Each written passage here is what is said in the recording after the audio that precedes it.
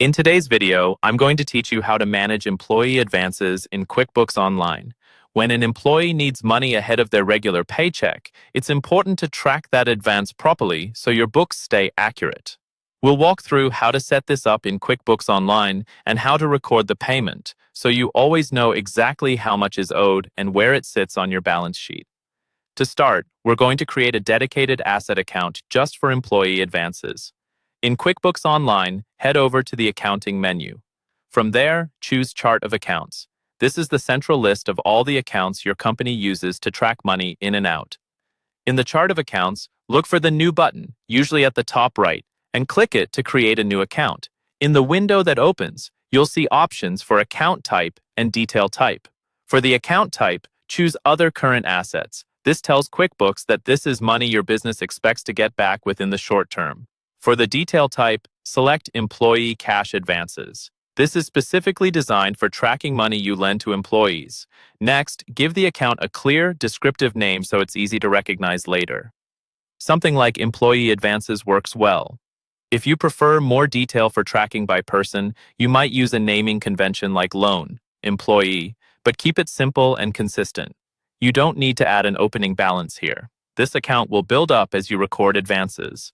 Once you're happy with the setup, click Save and Close. You've now created an asset account that will hold the total amount employees owe back to the company. Now let's record an actual advance payment to an employee. Go to the plus New button at the top of QuickBooks Online. From the list of transaction types, select either check or expense, depending on how you're paying the employee. If you're issuing a physical or printed check, choose check. If it's an electronic transfer, a card payment, or something similar, choose expense. In the payee field, select the employee who is receiving the advance. Some companies track employee advances by setting employees up as vendors. Others use the employee list. Either approach is fine, as long as you're consistent and can easily identify the person later. Now scroll down to the Category Details section. In the Category column, choose the Employee Advances Asset account that you just created. This is the key step that ties the payment to the advance balance instead of treating it as regular payroll or an expense. Enter the amount of the advance in the Amount field. Take a moment to confirm the date matches the day you issued the advance and add a brief description such as payroll advance for this pay period or travel advance. Clear descriptions will make your reports and future reconciliations much easier to understand.